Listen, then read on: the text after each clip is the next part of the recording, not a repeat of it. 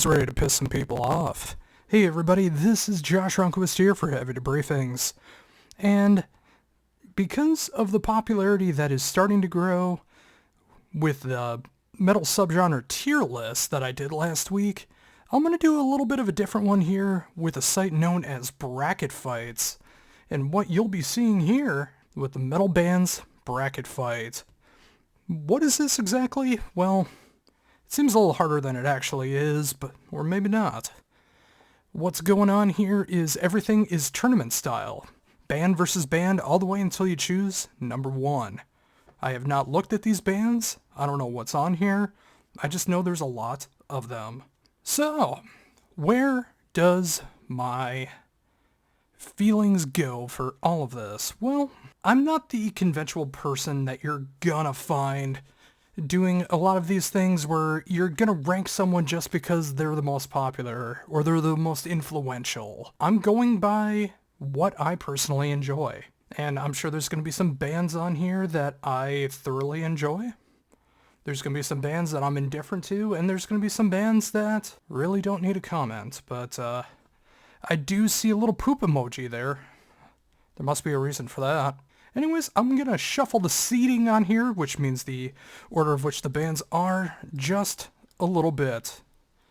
Because I want this to be as completely random as possible. Alright. Let's begin. Steel Panther versus Rammstein. Ooh. Okay. First with Steel Panther. I love what they can do. I really do. I do find them to be a funny band, but at the same time, I do feel like the cliche has kind of just ran out. Like, they're still funny.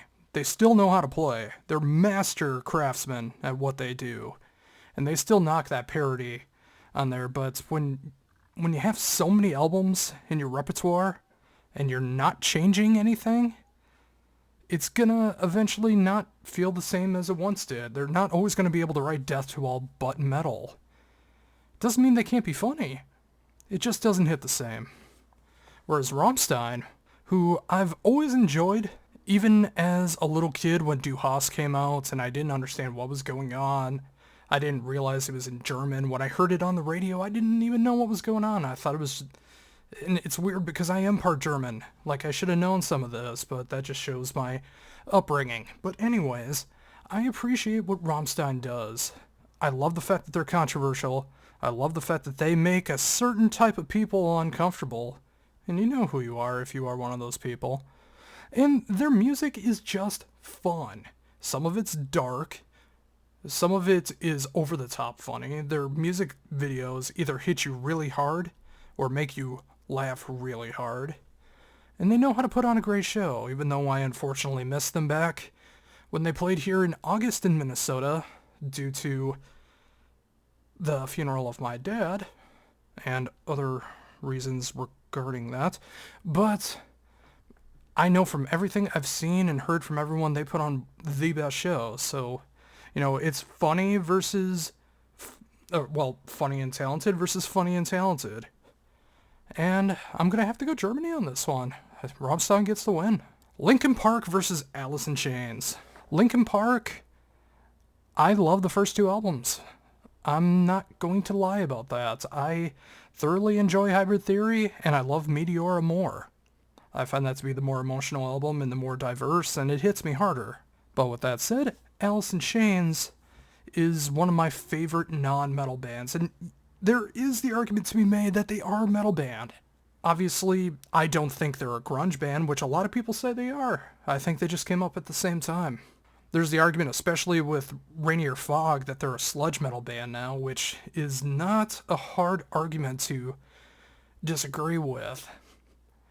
I've always considered them to be a heavy rock band, a hard rock band. But also with that said, they have never had a clunker. Whereas Linkin Park just decided to make music that's not really for me. That doesn't mean they're bad. I don't think Linkin Park was ever quote-unquote bad. I don't think they wrote crappy music or anything like that. It just wasn't for me. which I think a lot more on the people on the internet need to realize that some music is just not for them, so they don't need to shit talk it all the time. But with that said, of course, go Alice in Chains. Ooh, here we go. Epica versus Dark Throne. You got symphonic metal with soaring, clean vocals and the occasional growl versus Dark Throne, who is one of the most notorious bands in black metal, but also have shown their ways into more black and roll, Motorhead style, and even the occasional doom. But that said, Epica, because their albums don't sound like they were recorded with Fisher-Price material, whereas a lot of Dark Throne material, look, if you can get past production values, good on you. I'm not one of those people. And I say that as someone who lets a lot of production stuff fly, and I don't even think about it. So if a production value is bothering me, that really says a lot. But also, I enjoy a lot of Epica's music. I mean, Design Your Universe is probably my favorite Epica album. I did an interview with Simone, but I interviewed Mark Jensen twice. And he is a really good guy. Awesome, smart, intellectual guy. And all of that considered, yeah, going Epica. Destruction versus Ozzy Osbourne solo. Oh boy, this is where the fun's gonna start. Let me tell ya. Destruction, one of the most innovative German thrash bands, versus Ozzy Osbourne, who people credit as the most legendary voice in all of heavy metal. I don't like anything he's done since Osmosis. I love every single Destruction album to date, so Destruction. Sorry, folks. Sun-El versus Amon Amarth. Look, I know they're called Sun. I know. But look, that's clearly an O. And I know that's from the logo of the amps. I don't need that described to me. I'm not stupid. But Amon Amarth, they have one of my favorite melodic death metal albums with Odin on Our Side. I feel everything up to that album was leading to that point, and everything after that album is a letdown in quality. That's not to say that they're all terrible.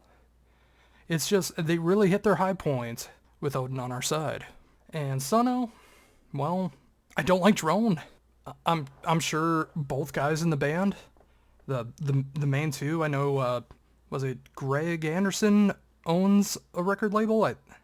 Not Phantom Lord, but something like that. I feel really stupid for not knowing it, and I don't want to do a cut where I all of a sudden know what Profound Lore. Profound Lore, yes. Funny how that came to me as I was talking.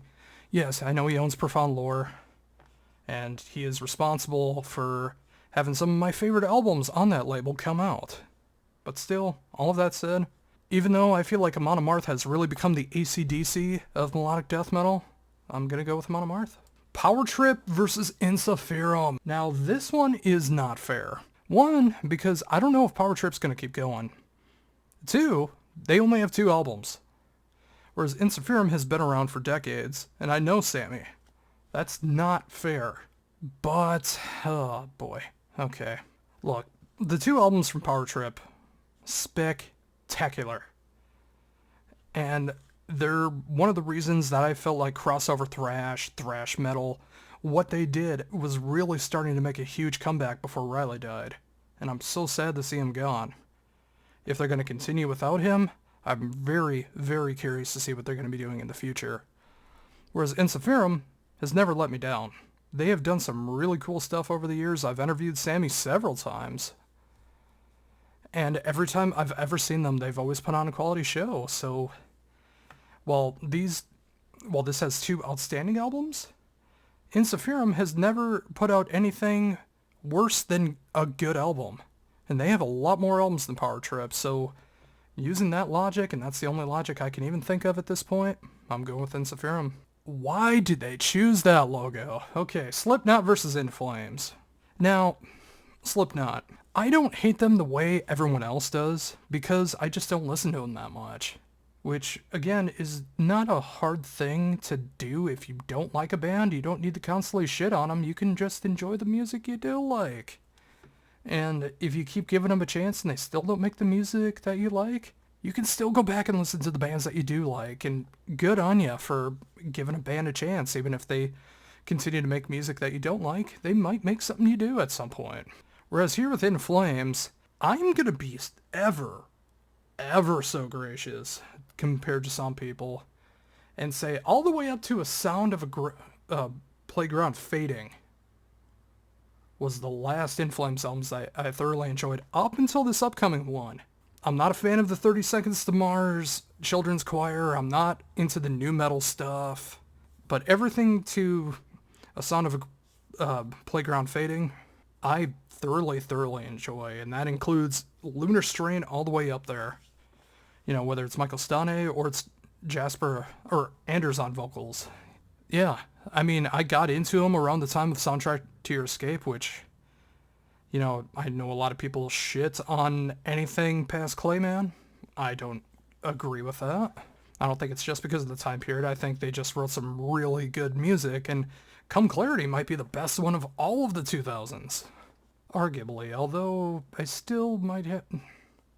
Well, if I ever focus more on In Flames, we'll talk about that. But, again, with Slipknot, what do they have? 6, 7 albums now? Yeah, I'm trying to... I want to say it's their 6th one. It might be their 7th one. I actually haven't listened to it. Because I just don't have a need to. And, again, I don't hate them. In fact, I have a really good story about how I was shooting pictures in the photo pit of Knotfest 2012 in Somerset, Wisconsin.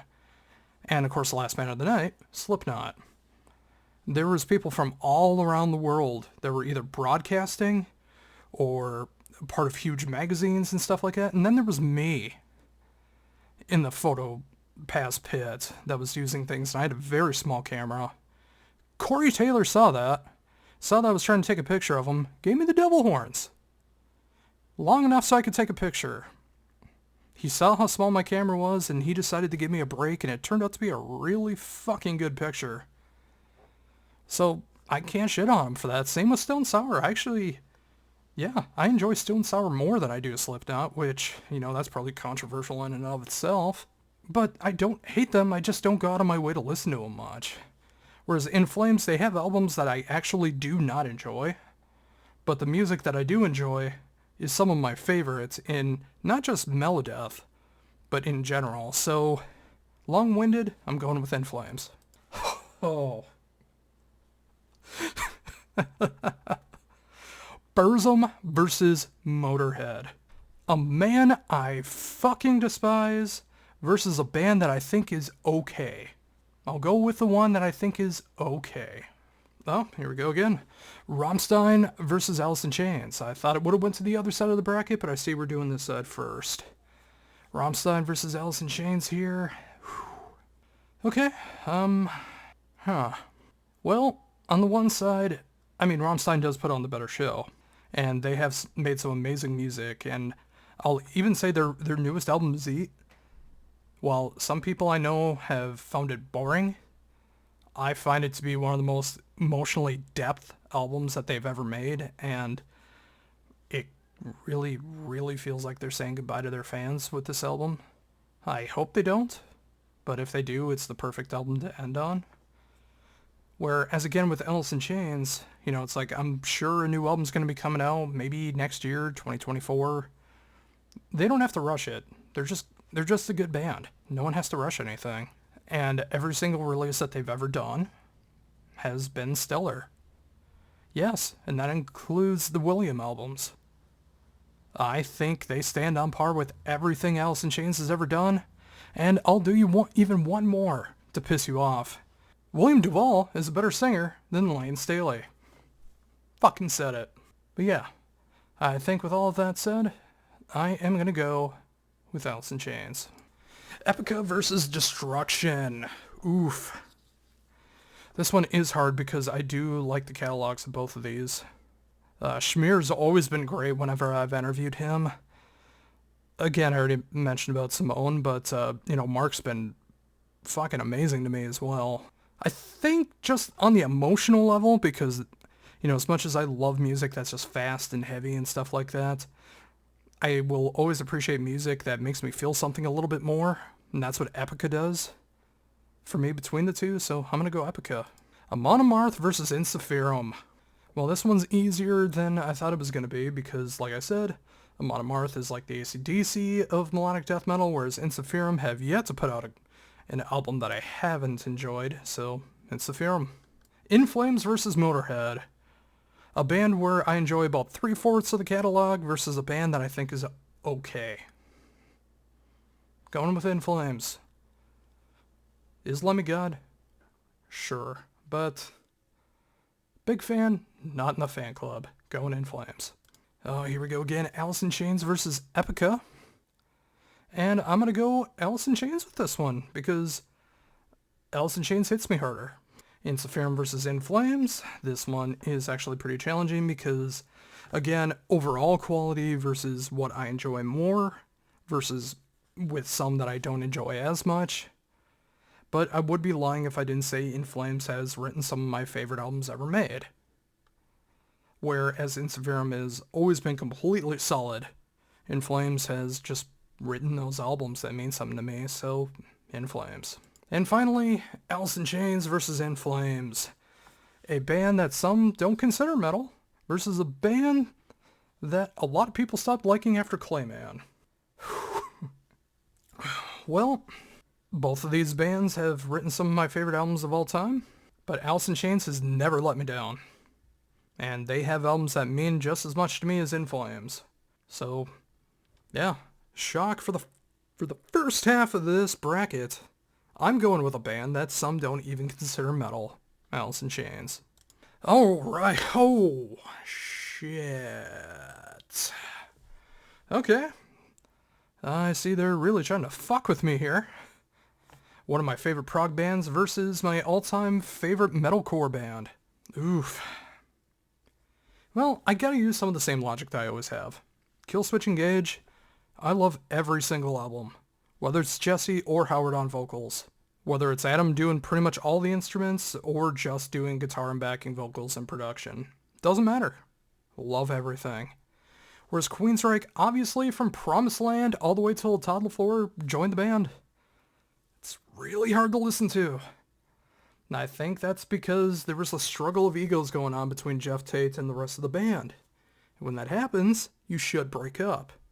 But they did not break up. They kept going till the bitter end, and boy was it better when they finally broke up and they got Todd on vocals and rejuvenated the band. And I will actually say that the solo material of Jet Tate and all of the side work he's done, including Avantasia, which he has some of my favorite vocal performances with Avantasia. It's some top-notch stuff.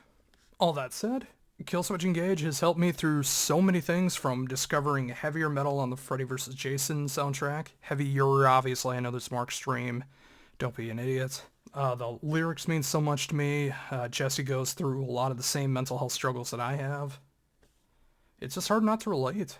Whereas Queensryche just writes a lot of good music.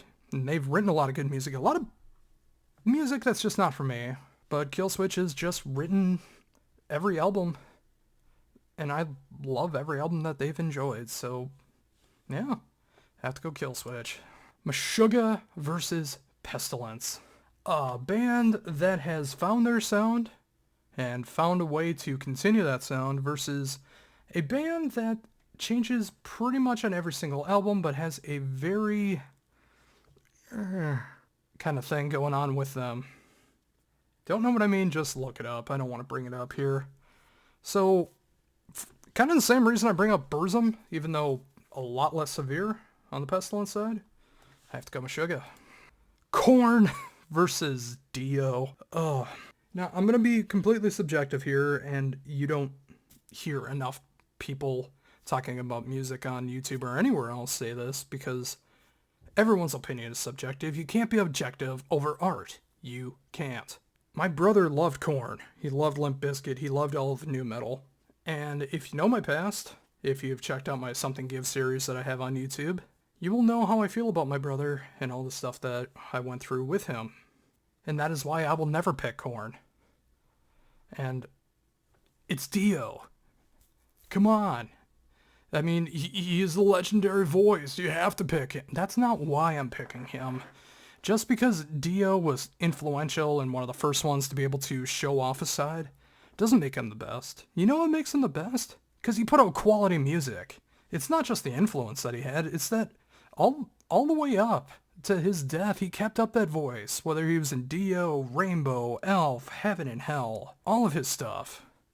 That voice just kept up. And even if the newer albums that he was a part of you didn't enjoy, when you went to go see him live, he was going to play those songs that you recognize.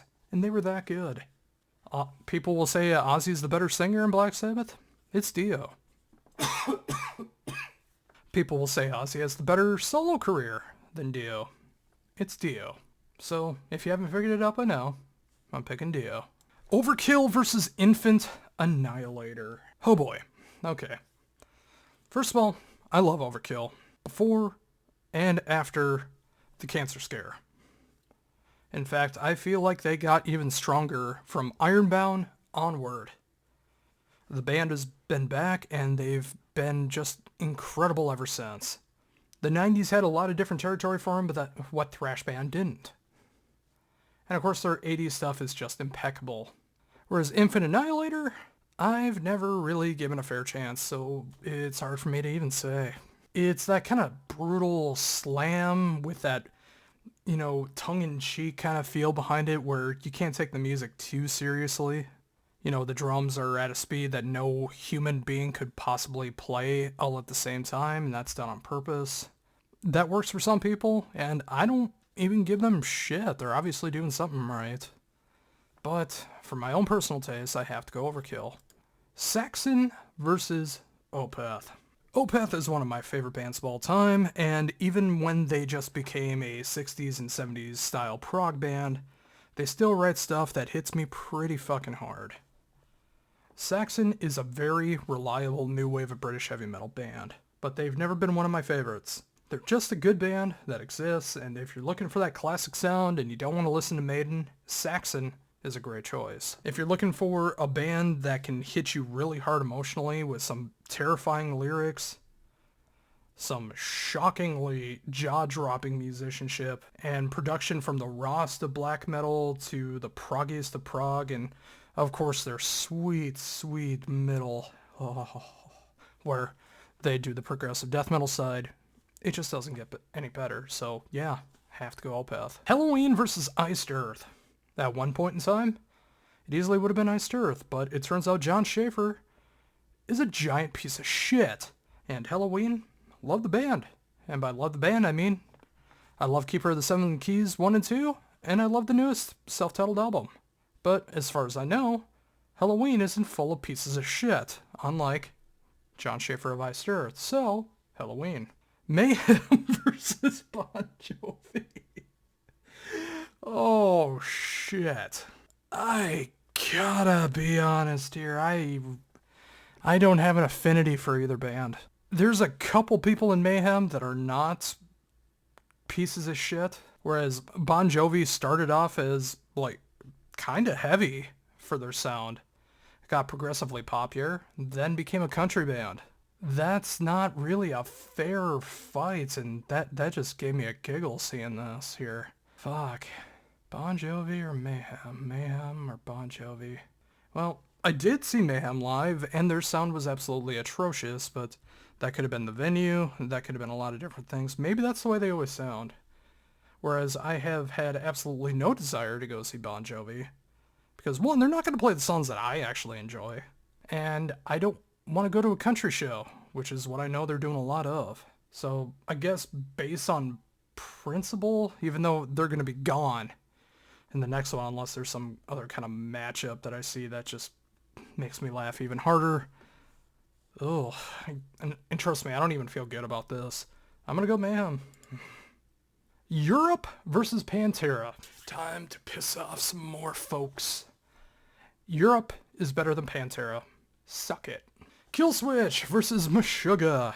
I love every single Killswitch album, like I mentioned before, whereas Meshuggah haven't really changed their sound since nothing. They just got more popular. Have to go Killswitch. Dio versus Overkill. Dio has the bigger hits. There's more I love of Overkill, so Overkill. Opeth versus Halloween. I love 3 albums of theirs. Opeth is yet to write an album that hasn't been at least good. Maybe not from me, but every single album has been good. So, Opeth. And Mayhem versus Europe. Oh god, that is hilarious to me. Yeah, I was hoping they wouldn't even make it this far, considering not just all the controversial stuff, not all just the stuff that's been released from like the documentary series with Kieran McCoken. Sorry, I had a brain fart there. Kieran McCulkin. There's been other stuff that's come out. Necker Butcher, Hellhammer. The only one that's of a decent human being that I've seen is Attila and their guitarist, which I'm totally blanking the name on. Whereas Europe, they might be cheesy as all hell, but they're a better band. Europe. Killswitch Engage versus Overkill. Yeah, Killswitch means more to me. Opeth versus Europe. Opeth means more to me. And Killswitch versus Opeth. The band that got me into growls versus the band that helps me get into heavy music as a whole. This might be the toughest one. Let's face it, In Flames isn't beating either one of these. Sorry for the spoiler. Oh. For Opeth, their mid-era albums mean the absolute most to me. Whereas Killswitch, every single album I love. Oh, fuck, this is hard.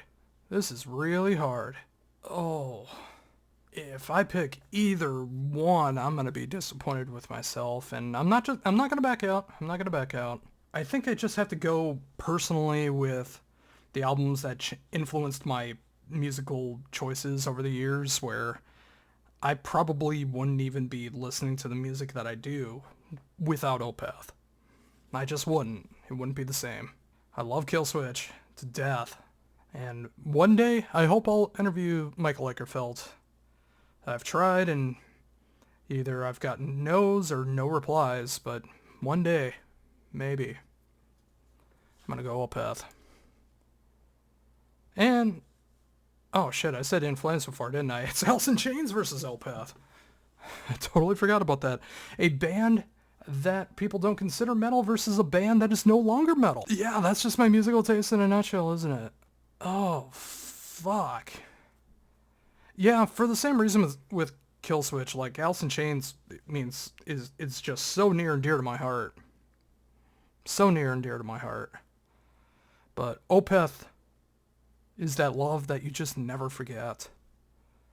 And even if they make a Swedish pop album with dubstep and vocoder layered all over it for their next album, I'll probably love it because it's Opeth. So of this list of the metal bands bracket fight, the winner is Opeth. And there you have it, folks. Opeth beating all of these bands. I had a lot of fun making this, and I can't wait to do this again. In fact, word to the wise, I'm probably going to be doing this again right after I get done filming this one. But, and I do mean but, that'll come at a different time.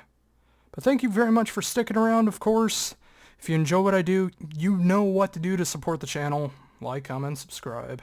I feel like I have to say that because there's some people that it's like, oh yeah, I probably should do that. But I'd like to think anyone watching this would like, comment, subscribe if they did already enjoy my work.